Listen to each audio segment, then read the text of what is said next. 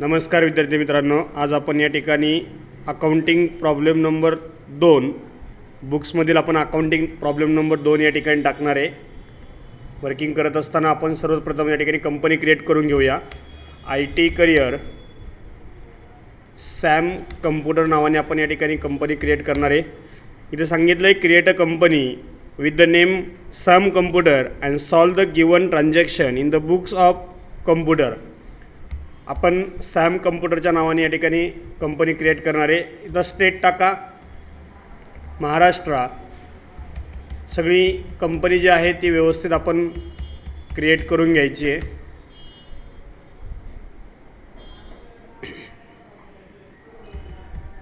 नेहमीप्रमाणे इथे अकाउंटिंग आणि इन्व्हेंटरीला यस करून टॅक्सेशनला नो म्हणून आपण या ठिकाणी पुढे जाणार आहे. क्रिएटमध्ये लेजर आणि ग्रुप क्रिएट केले जातात. आपल्याला एंट्री मारत असताना डायरेक्टली आपण इथे आपण त्या ठिकाणी लेजर तयार करणार आहे. त्यांचे डायरेक्टली लेजर आपण या ठिकाणी क्रिएट करूया आणि कोणताही वेळ न घालवता आपण त्या ठिकाणी डायरेक्ट प्रॉब्लेमला सुरुवात करूया.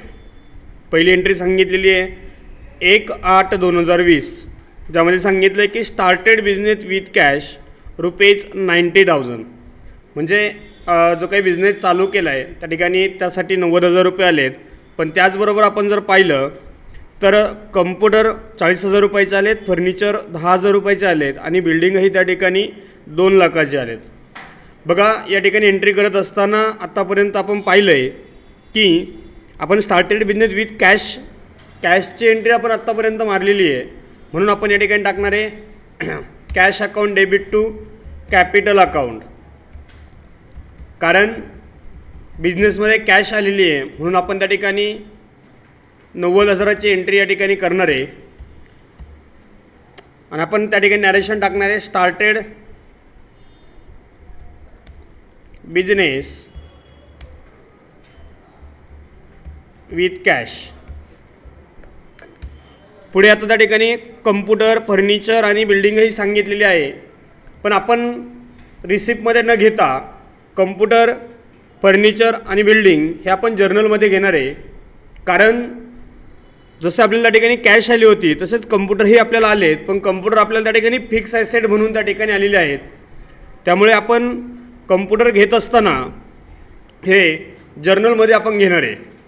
इथे आपण कम्प्युटर क्रिएट करूया. कम्प्युटर अकाउंट घेतल्यानंतर त्याचा अंडरहेड टाका फिक्स ॲसेट. त्याची अमाऊंट आपण घेऊया 40,000. त्यानंतर पुन्हा डेबिटलाच मी फर्निचर घेईल. फर्निचर अकाउंट आपण टाकणार आहे, त्याचंही फिक्स ॲसेट अंडरहेड टाकायचं आहे. 10,000 अमाऊंट या ठिकाणी घेऊया आपण. पुन्हा डेबिटलाच आणखीन आपण बिल्डिंगही घेणार आहे.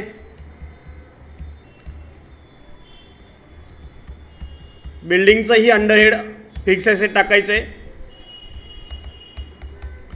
2 लाख अमाऊंट आपण या ठिकाणी घेणार आहे. आणि त्यानंतर ही एंट्री आपण कॅपिटलला घेणार आहे. म्हणजे जे काही त्या ठिकाणी कॅश आली होती इथे आपण started business with computer, furniture आणि बिल्डिंगही घेणार आहे.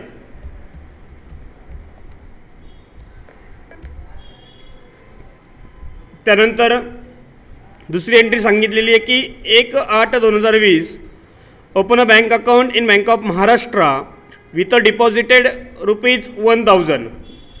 नेहमीप्रमाणे आपण ती एंट्री कॉन्ट्रामध्ये घेणार आहे.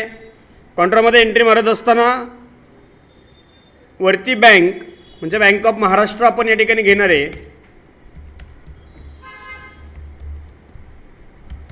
बँक ऑफ महाराष्ट्राचा अंडरहेड बँक अकाउंट असेल.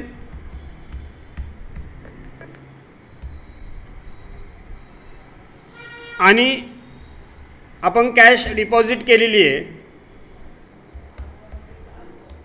₹1,000. त्यानुसार एंट्री आपण या ठिकाणी घेणार आहे. इथे टाकणार आहे open a bank account in Bank of Maharashtra with deposited rupees 1000.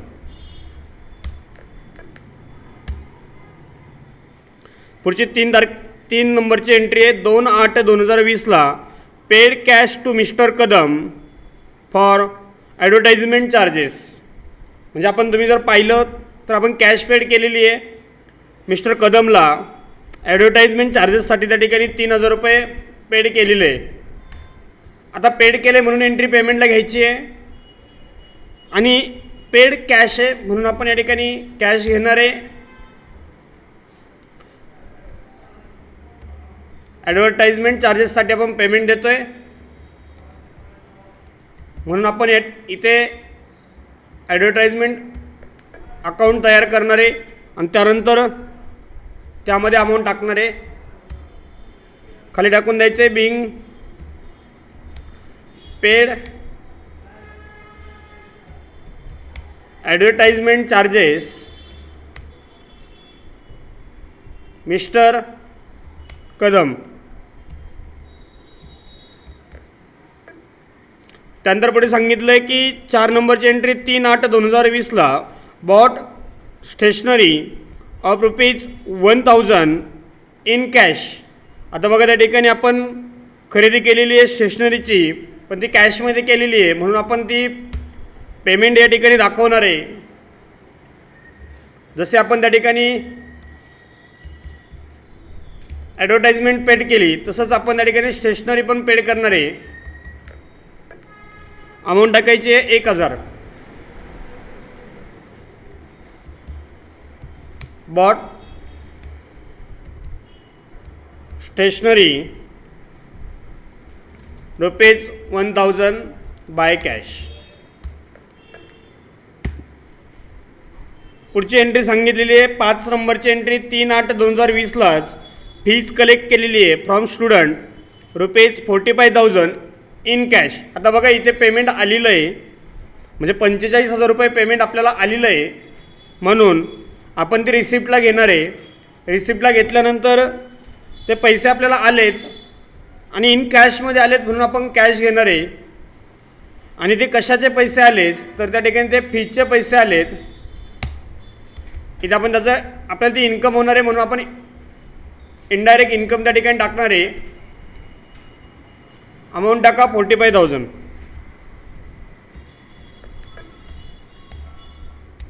Fees collected from student in cash. 6 नंबरची एंट्री आहे 7/8/2020ला 45,000 रुपये त्या ठिकाणी आपण कॅश ट्रान्सफर टू बँक असं म्हटलं आहे. म्हणजे जे काही पैसे ते बँकेमध्ये आपण ट्रान्सफर केले म्हणून एंट्री आपण त्या ठिकाणी कॉन्ट्रामध्ये घेणार आहे. आता एंट्री करत असताना बँक आपल्याला वरती दिलेली आहे म्हणून आपण डायरेक्टली बँक ऑफ महाराष्ट्र या ठिकाणी घेणार आहे. कॅशमध्ये 45,000 आपण ट्रान्सफर केलेत म्हणजे दिलेत त्या ठिकाणी. थोडक्यात डिपॉझिटची एंट्री होते.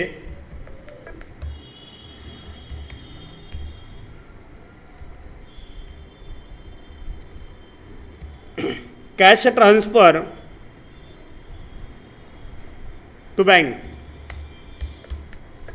बँकमध्ये पैसे ट्रान्सफर केलेत आपण.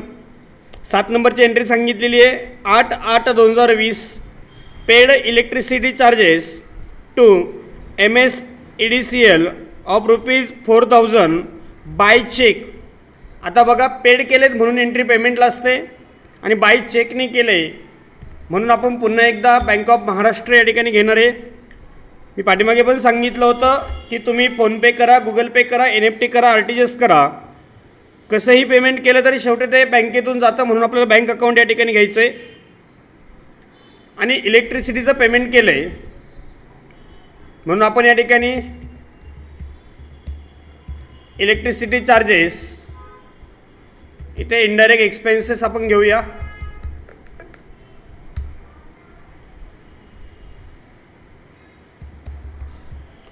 4000 टाकायचं आहे. बघा इथे चेक नंबर दिला असेल तर तोही तुम्ही टाकू शकता.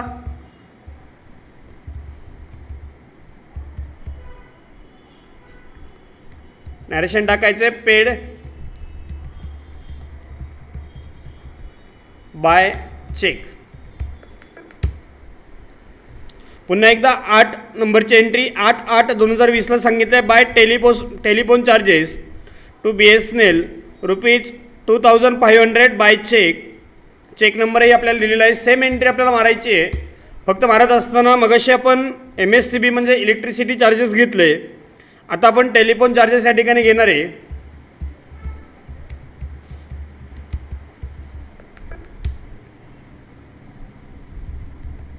₹2500 चेक नंबर या ठिकाणी सांगितलं आहे. Paid telephone charges by cheque. 9 नंबरची एंट्री आहे 10/8/2020 रोजी paid salary to mister Sanjay Kale ₹4000 by cheque. बघा आता इथेही पेमेंट केलं आहे, म्हणजे जसं पाठीमागे आपण त्या ठिकाणी इलेक्ट्रिसिटी पेड केली, टेलिफोन पेड केलं, तसंच त्या ठिकाणी संजय काळेही त्या ठिकाणी यांना सॅलरी आपण पेड करणार आहे. बाय चेकने असल्यामुळे पुन्हा एकदा आपण बँक ऑफ महाराष्ट्र या ठिकाणी घेऊया. इथे तुम्ही डायरेक्टली संजय काळे सॅलरी असंही त्या ठिकाणी क्रिएट करू शकता. अंडरहेड इनडायरेक्ट एक्सपेन्सेस टाकायचे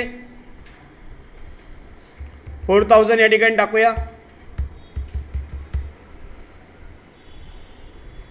paid salary to mister Sanjay Kale. त्यानंतर 10 नंबरची एंट्री सांगितलेली आहे 12/8/2020ला purchase books from Anmol Prakashan on credit ₹10,000. आपण परचेस केला आहे अनमोल प्रकाशनकडून, म्हणून परचेसला आपण एंट्री घेणार आहे. पार्टी नेम या ठिकाणी घ्यायचं आहे अनमोल प्रकाशन. आता बघा ज्या पार्टीकडून आपण खरेदी करतो ती आपली सन्ड्री क्रेडिटर म्हणून ओळखली जाते, म्हणून तिचं अंडरहेड आपण सन्ड्री क्रेडिटर असं घेणार आहे.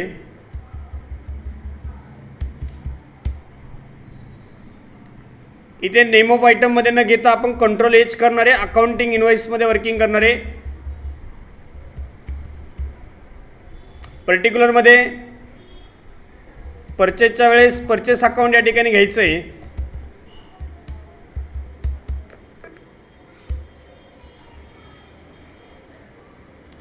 $10,000 अमाऊंट टाकायचे.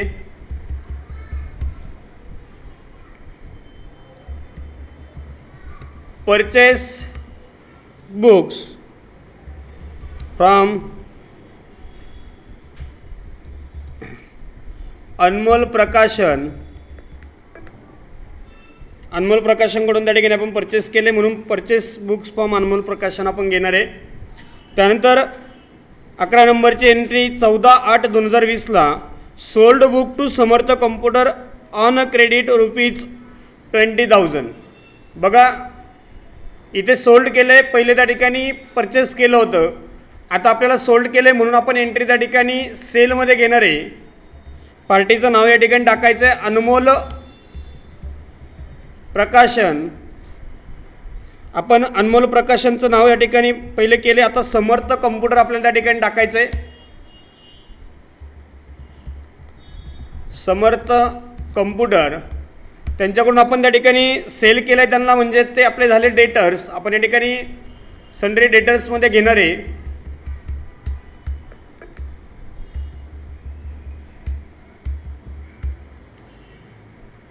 आणि सेलच्या वेळेस त्या ठिकाणी सेल्स अंडरहेड टाकणार आहे.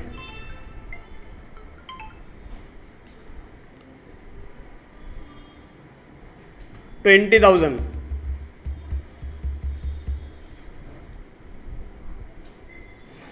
Sold books to Samarth computer. त्यानंतर 12 नंबरची एंट्री सांगितलेली आहे 18/8/2020ला paid cheque to Anmol Prakashan ₹6,000 check number 562440 या ठिकाणी पेड सांगितलं आहे म्हणून आपण पेमेंटमध्ये एंट्री घेणार आहे टू अनमोल प्रकाशन. आता अनमोल प्रकाशनला आपण पेड केलं आहे म्हणून आपण पेमेंटमध्ये एंट्री घेऊया आणि बाय चेकने केलं आहे. चेकने केल्यामुळे त्या ठिकाणी आपण बँकेचा नंबर टाकायचा आहे. मी या ठिकाणी बँक अकाउंट टाकेल. मगाशी सांगितलं की तुम्ही फोनपे करा, गुगल पे करा, NFT करा, जे काही पैसे ते बँकेतून जातात म्हणून बँक अकाउंट आपण या ठिकाणी घेणार आहे. आणि अनमोल प्रकाशनला पेमेंट केलं आहे म्हणून अनमोल प्रकाशनचं नाव आपल्याला घ्यायचं आहे.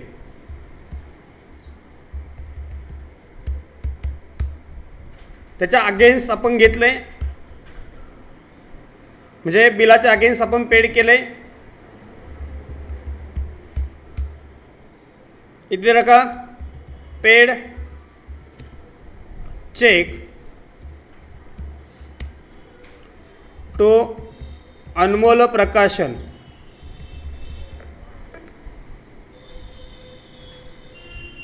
त्यानंतर शेवटची 13 नंबरची जी एंट्री आहे ती काय सांगते की 5/9/2020ला received cheque of ₹16,000 from Samarth computer. आता रिसिव्ह झाला आहे म्हणून आपण रिसिप्टला एंट्री घेणार आहे. बँक ऑफ महाराष्ट्रामध्ये या ठिकाणी चेक नंबर वगैरे सांगितलेला आहे. आपण समर्थ कम्प्युटरचा चेक या ठिकाणी आलेला आहे. बघा अगेन्स्ट घ्यायचं आहे हे ध्यानात ठेवायचं आहे की पाठीमागची जी बिलं आहे ती सर्व आपण त्या ठिकाणी अगेन्स्ट घेऊन वापरायची आहे. इथे सांगायचं आहे received cheque of ₹16,000 from Samarth computer. Enter करा, एंटर करा. बघा आपल्या सर्व एंटर झालेलं आहे. नेहमीप्रमाणे मी तुम्हाला सांगत असतो की पहिल्या एंट्री आपल्या चेक करून घ्यायच्यात. डेबुकमध्ये एंटर त्या ठिकाणी दिलेलं आहे 1 2 3 4 5 6 7 8 9 10 11 12 13 या ठिकाणी 13 एंटर आपल्याला टोटल पाहिजे.